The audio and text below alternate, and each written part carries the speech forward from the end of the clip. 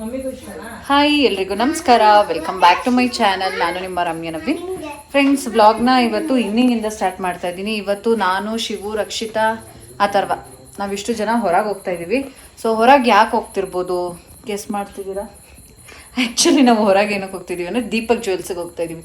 ಯಾರೋ ನನಗೆ ನೆನ್ನೆ ಒಬ್ರು ಕಮೆಂಟ್ ಹಾಕಿದ್ರು, ಏನಂತಂದರೆ ರಮ್ಯಾ ಅವರೇ ನೀವು ರೀಸೆಂಟಾಗಿ ಗೋಲ್ಡ್ ತೊಗೊಂಡ್ರಲ್ಲ, ಎಷ್ಟು ರೇಟ್ ಇದ್ದಾಗ ತೊಗೊಂಡ್ರಿ ಅಂತ ಅಂದ್ಬಿಟ್ಟು. ಪಾಪ ಅವರು 15,000 ಇದ್ದಾಗ ತೊಗೊಂಡ್ರಂತೆ, ಇವತ್ತು 12 ಸಮಥಿಂಗ್ ಆಗ್ಬಿಟ್ಟೈತೆ ಅಂತ ಅಂದ್ಬಿಟ್ಟು. ಸೀರಿಯಸ್ಲಿ ನನಗೂ ಅದೇ ಥರ ಫೀಲ್ ಆಗುತ್ತೆ. ಬಟ್ ಏನು ಮಾಡೋದು, ಈಗ ಆ ಮೂಮೆಂಟಲ್ಲಿ ನಮ್ಮ ಹತ್ರ ದುಡ್ಡಿದ್ದಾಗ ಗೋಲ್ಡ್ ತೊಗೊಂಡ್ವಿ ಅಂದಾಗ ಗೋಲ್ಡ್ ಬಂದಿದೆ ಅಂತ ಖುಷಿ ಪಡಬೇಕು. ಯಾಕಂದರೆ ಈ ಚಿನ್ನ, ಹೆಣ್ಣು ಅನ್ನು ಮಣ್ಣು ಅದಷ್ಟು ಈಸಿಯಾಗಿ ದೊರಕಲ್ಲ. ನಮ್ಗೆ ಆ ಸಮಯದಲ್ಲಿ ಸಿಕ್ಕಿದೆ ಅಂದರೆ ಖುಷಿ ಪಡೋಣ.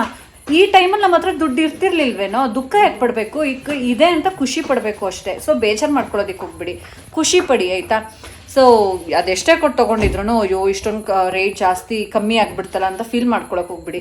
ಯಾವ ವಸ್ತು ಯಾವ ಸಮಯಕ್ಕೆ ಬರಬೇಕು, ಏನೇನು ಆಗಬೇಕು ಅಂತ ಮುಂಚೆನೇ ನಿರ್ಧಾರ ಆಗಿರುತ್ತೆ. ಸೊ ನೀವು ಫೀಲ್ ಮಾಡ್ಕೊಳ್ಳೋ ಅವಶ್ಯಕತೆ ಇಲ್ಲ. ನಾನು ಅಷ್ಟೇ ಹಂಗೆಲ್ಲ ಏನು ಫೀಲ್ ಮಾಡ್ಕೊಳ್ಳಲ್ಲ. ಸ್ವಲ್ಪ ಇವತ್ತು ಕಮ್ಮಿ ಆಗಿದೆ ಅಲ್ವಾ, ಒಂದು ವಿಸಿಟ್ ಕೊಟ್ಟು ಬರೋಣ ಅಂತ ಹೋಗ್ತಾ ಇದ್ವಿ ನಾವು 3 ಜನ. ಸೊ ಬನ್ನಿ ಹೊರಡೋಣ. ಅಮ್ಮ, ನಾನು ರಕ್ಷಿತಾ ಅತ್ತೆ ಜೊತೆ ಕುತ್ಕೊಂಡೆ, ನೀವು ಶಿವಮಾಮನ ಜೊತೆ ಕುತ್ಕೊಳ್ಳಿ ಅಂತ.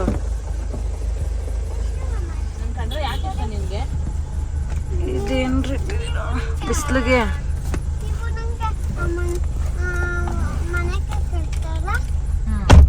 ಏನಕ್ಕೆ ಏನಕ್ಕೆ ಇಷ್ಟ ನಿಮ್ಮತ್ತೆ ನಿಂಗೆ? ಲೈಟ್ ಆನ್ ಮಾಡ್ರು. ಹೇಳಿ ಇವಾಗ.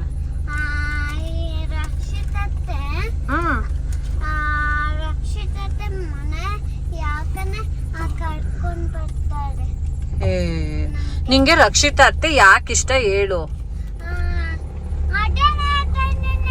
ಏನು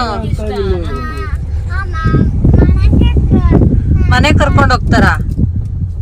ಎಲ್ಲಿಂದ?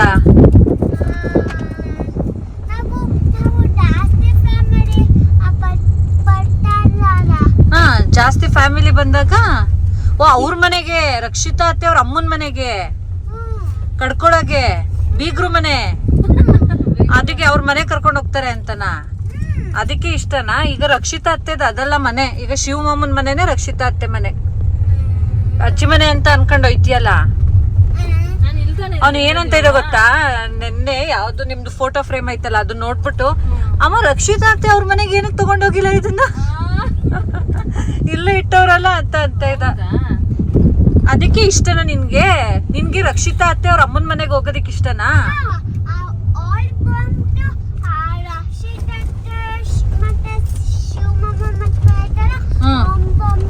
ಆಲ್ಬಂಬು ಅದು ಇದೆಯಲ್ಲ, ಆಲ್ಬಮ್ ಇನ್ನೂ ಬಂದಿಲ್ವಲ್ಲ.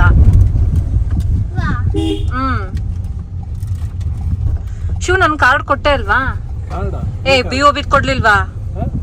ಏ ಕೊಟ್ಟೆ.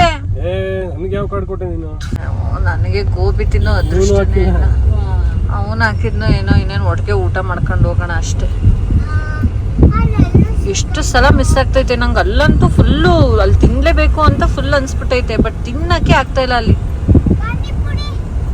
ಪಾನಿಪುರಿನೂ ಬೇಡ, ಸ್ಟಫ್ ಇಡ್ಲಿ ಅದು 9 ಗಂಟೆ ತನಕ ಅಷ್ಟೇ. ನಾವು ಹೋಗಕ್ಕಾಗಲ್ಲ 9 ಗಂಟೆ ಅಷ್ಟಲ್ಲಿ, ಆಗಲ್ಲ. ಅಲ್ಲಿ ಹೋದ್ಮೇಲೆ ರಶ್ ಇದ್ರೆ ಅಂಗಡಿ ನಾವು ವೆಯ್ಟ್ ಮಾಡಿ ನಾವು ಕ್ಲಿಯರ್ ಮಾಡ್ಕೋಬೇಕಾಗುತ್ತೆ. ಆಮೇಲೆ ಹೊಸ ಹೊಸ ಜ್ಯುವೆಲ್ರಿ ಎಲ್ಲ ಬಂದಿದ್ಯಂತೆ, ಹಳೇದು ಇಸ್ಕೊಂಡ್ರೆ ಸಾಕಾಗೈತೆ. ಈಗ ಇದು ಇದಿತ್ತಲ್ಲ ರಮ್ಯಾ, ಯಾವ್ದು ಕಡಿಮೆ 1 ಗ್ರಾಮು ಇಲ್ಲಿ ಕಮ್ಮಿ ಚೈನ್ಗಳಿದ್ವಲ್ಲ, ಇಲ್ಲ ಖಾಲಿ ಐತೆ. ಖಾಲಿ ಆಗೋಯ್ತಾ? ಹಾ, ಯಾಕೆ? ಯಾರಿಗೆ? ನನಗೆ.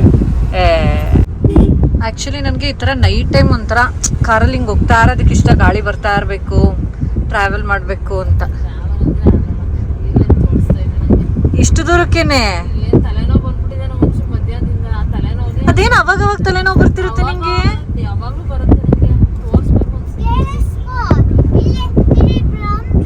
ಒಂದ್ಸಲ ತೋರಿಸ್ಕೊ. ನನಗೂ ಒಂದು ಟೈಮಲ್ಲಿ ಯಾವ ರೇಂಜ್ಗೆ ಅಂದರೆ ನನಗೆ ಸ್ಟ್ರೆಸ್ ಆದ್ರೆ ಬರುತ್ತೆ. ಈಗ ಸುಮ್ಮನೆ ಏನು ಬರಲ್ಲ. ಸೌಮ್ಯನ್ಗೂ ಹಂಗೆ. ಅದು ಏನು ಗೊತ್ತಾ, ಮೈಗ್ರೇನ್ ಇದ್ರೆ ಆ ಥರ ಜಾಸ್ತಿ ತಲೆನೋವು ಬರೋದು. ನನಗೆ ನಾನು ಕ್ಯಾಶ್ ತಗೊಬರಕ್ಕಾಗಿಲ್ವಲ್ಲ. ಏನತ್ತರ್ವಾ ನೀನು ಇನ್ನೂ EVS ಪ್ರಿಪೇರ್ ಆಗೋದು ಯಾವಾಗ ಆತರ್ವಾ ನೀನು? EVSಗೆ ಪ್ರಿಪೇರ್ ಆಗೋದು ಯಾವಾಗ ಎಕ್ಸಾಮ್ಗೆ? ಗಾಯ್ಸ್ ನೋಡಿ, ಇವತ್ತು ಸ್ವಲ್ಪ ಗೋಲ್ಡ್ ರೇಟ್ ಕಡಿಮೆ ಆಗಿದೆ, ಎಲ್ಲ ಶಾಪ್ ಮಾಡೋದಕ್ಕೆ ಅಂತ ಬರ್ತಾ ಇದ್ದಾರೆ. ಸೊ ನಮಗೆ ನಮ್ಮಂಥ ಜನಕ್ಕೆ ಗೋಲ್ಡ್ ರೇಟು ಅಷ್ಟೊಂದಾದ್ರೆ ನಾವು ಹೆಂಗೆ ತಗೊಳ್ಳೋದು? ಈ ಜನಕ್ಕೆ ಒಂದು ರೇಂಜಿಗೆ ಸ್ವಲ್ಪ ಖುಷಿಯಾಗಿರುತ್ತೆ ಗೋಲ್ಡ್ ರೇಟ್ ಕಡಿಮೆ ಆಗಿರುತ್ತೆ. ನಾಳೆಗೆ ಇನ್ನೂ ಆಗ್ಬೋದು ಅಥವಾ ಜಾಸ್ತಿನೂ ಆಗ್ಬೋದು, ಏನೂ ಹೇಳೋದಕ್ಕಾಗಲ್ಲ.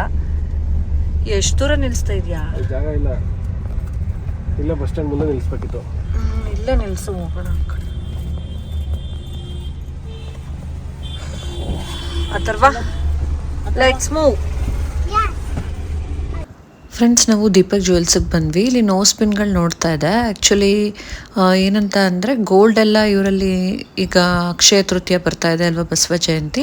ಸೊ ಯಾವುದಾದ್ರೂ ಆ್ಯಂಟಿಕ್ ಐಟಮ್ಸ್ ಆ ಥರದ್ದು ಏನಾದರೂ ಗೋಲ್ಡ್ ಮಾಡೋದಕ್ಕೆ ಹಾಕಬೇಕು ಅಂತಂದರೆ ಈ ಮಂತ್ 28 ಒಳಗಡೆ ಎಲ್ಲ ಹಾಕ್ಬಿಡ್ಬೇಕಂತೆ. ಸೊ ಅದಾದಮೇಲೆ 5th ಒಳಗಡೆ ಮಾಂಗಲ್ಯ ಚೈನ್ ಆ ಥರದ್ದಾದರೆ ಸಿಗುತ್ತಂತೆ. ಅದಾದಮೇಲೆ ನೆಕ್ಸ್ಟು ಯಾವುದೇ ಥರ ಆರ್ಡರ್ಸ್ನ ತೊಗೊಳ್ಳಲ್ಲ ಅಂತ ಹೇಳ್ತಾಯಿದ್ರು. ಬಿಕಾಸ್ ತುಂಬಾ ಆರ್ಡರ್ಸ್ ಇರುತ್ತೆ ಅವ್ರಿಗೆ, ಎಲ್ಲರಿಗೂ ಕೂಡ ತರಿಸ್ಕೊಡೋದಕ್ಕೆ ಸ್ವಲ್ಪ ಕಷ್ಟ ಆಗ್ಬೋದು ಅಂತ ಅಂದ್ಬಿಟ್ಟು. ಸೊ ಈ ತಿಂಗಳು 28ನೇ ತಾರೀಕು ಒಳಗಡೆ ಯಾರು ಆರ್ಡ್ರನ್ನ ಕೊಡ್ತಾರೆ, ಸೊ ಅವರಿಗಷ್ಟೇ ನಾವು ಜ್ಯುವೆಲ್ರೀಸ್ನ ತರಿಸ್ಕೊಡ್ತೀವಿ ಅಂತ ಹೇಳ್ತಾಯಿದ್ರು. ನಾನು ಹಾಗೆ ರಿಂಗ್ಸ್ ನೋಡೋಣ, ಹೊಸ ಕಲೆಕ್ಷನ್ಸ್ ಬಂದಿತ್ತು, ಸೊ ನೋಡೋಣ ಅಂತ ಅಂದ್ಬಿಟ್ಟು ಹಾಗೆ ನೋಡ್ತಾ ಇದ್ದೀವಿ. ಇದೆಲ್ಲ ಏನಂತ ಅಂದರೆ 3 to 4, 5 ಗ್ರಾಮ್ಸ್ಗೆಲ್ಲ ಇತ್ತು, ಚೆನ್ನಾಗಿತ್ತು. ಆ್ಯಕ್ಚುಲಿ ನನಗೆ ಅದರಲ್ಲಿ ಪರ್ಟಿಕ್ಯುಲರ್ ಆಗಿ ಒಂದು ರಿಂಗ್ ತುಂಬಾ ಇಷ್ಟ ಆಗಿತ್ತು. ನಾನು ಒಂದು ಸಲ ವೇರ್ ಮಾಡಿ ನೋಡೋಣ ಅಂತ ಅಂದ್ಬಿಟ್ಟು ಹಾಕ್ಕೊಂಡೆ, ಬಟ್ ತುಂಬ ಚೆನ್ನಾಗಿತ್ತು. ಈಗ ಗೋಲ್ಡ್ ರೇಟ್ ಬಂದು 12,800 ಚಿಲ್ಲರೆ ಈ ಥರ ಇದೆ. ಎಷ್ಟಾಗಿತ್ತು ಅಂತ ನಿಮಗೆ ಗೊತ್ತು, 16,000 ಕೂಡ ದಾಟ್ಬಿಟ್ಟಿತ್ತು ಗೋಲ್ಡು. ಸೊ ಬಟ್ ನಂಗೆ ರಿಂಗ್ ಇಷ್ಟ ಆಯಿತು. ಯಾವಾಗಲೂ ಏನಾಗುತ್ತೆ ಅಂತಂದರೆ, ಈಗ ಆಲ್ರೆಡಿ ಒಂದು ದೊಡ್ಡದಾಗಿ ಏನೋ ಮಾಡೋದಕ್ಕೆ ಹಾಕಿರ್ತೀವಿ, ಮತ್ತು ಈಗ ಸಣ್ಣ ಪುಟ್ಟದು ಅಂತ ತೊಗೊಳೋದಕ್ಕಿಂತ ಫಸ್ಟ್ ಅದನ್ನು ಹಾಕಿದ್ದೀವಲ್ಲ, ಅದನ್ನು ಕಟ್ಬಿಟ್ಟು ಕ್ಲಿಯರ್ ಮಾಡ್ಕೊಳ್ಳೋಣ ಅಂತ ಅಂದ್ಬಿಟ್ಟು ಮನ್ಸು ಡಿಸೈಡ್ ಮಾಡಿಬಿಟ್ಟೆ, ಮನ್ಸು ಚೇಂಜ್ ಮಾಡಿದೆ. ಬಟ್ ನೋಡಿ, ಅದು ನಾನು ಹಾಕ್ಕೊಂಡಿದ್ದೀನಲ್ಲ ತುಂಬಾ ಕ್ಯೂಟಾಗಿತ್ತು. ಅರೌಂಡ್ 3.8 ಅಂದರೆ ನಿಯರ್ಲಿ 4 ಗ್ರಾಮ್ಸ್ ಆ ಥರ ಇತ್ತು, ಬಟ್ ಚೆನ್ನಾಗಿತ್ತು. ಆದರೆ ನಾನು ತೊಗೊಳ್ಳಿಲ್ಲ. ಈಗ ಆಲ್ರೆಡಿ ಮಾಡೋದಕ್ಕೆ ಹಾಕಿದ್ದೀನಲ್ಲ, ಅದನ್ನು ಕ್ಲಿಯರ್ ಮಾಡ್ಕೊಳ್ಳೋಣ ಅಂತ ಅಂದ್ಕೊಂಡು.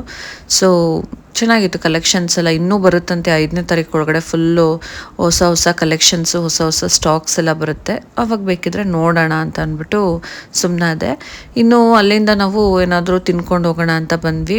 ಯಾಕಂದರೆ ಮನೇಲಿ ನೆನ್ನೆದು ಮಟನ್ ಸಾಂಬಾರು ಏನಿತ್ತು ಅದೇ ಇತ್ತು. ಸೊ ನವೀನ್ ಅವರು ಮತ್ತು ಪೃಥ್ವಿ ಅಮ್ಮ ಎಲ್ಲ ಅದನ್ನೇ ಊಟ ಮಾಡ್ಕೊತೀನಿ ಅಂತ ಅಂದರು. ನಾನು ರಕ್ಷಿತಾ ನಾವು ವೆಜ್ ತಿನ್ನೋಣ ಅಂತ ಅಂದ್ಬಿಟ್ಟು ಬಂದ್ವಿ. ಸ್ಟಫ್ ಇಡ್ಲಿ ನಿಮಗೆ ಸುಮಾರು ಸಲ ಹೇಳಿದ್ದೀನಿ, ಸಖತ್ತಾಗಿರುತ್ತೆ. ಸೊ ತಿಂದರೆ ಸಾಕು, ನಮಗೆ ಸಮಾಧಾನ ಆಗುತ್ತೆ ಅಂತ ಅಂದ್ಬಿಟ್ಟು ನಾವು ಇಡ್ಲಿ ತೊಗೊಂಡ್ವಿ. ಇಡ್ಲಿ ತುಂಬಾ ಚೆನ್ನಾಗಿತ್ತು, ಬಿಸಿ ಬಿಸಿ ಇರುತ್ತಲ್ವ. ಶಿವು ಇವತ್ತು ಫಸ್ಟ್ ಟೈಮ್ ಅವನು ಟೇಸ್ಟ್ ಮಾಡಿದ್ದು, ಅವನು ಅಷ್ಟೇ ಸಖತ್ತಾಗಿದೆ ಅಂತ ಹೇಳ್ತಾ ಇದ್ದ. ಆಮೇಲೆ ಸ್ವಲ್ಪ ಪುಳಿಯೋಗರೆನೂ ತೊಗೊಂಡು ಟೇಸ್ಟ್ ಮಾಡಿದ್ವಿ.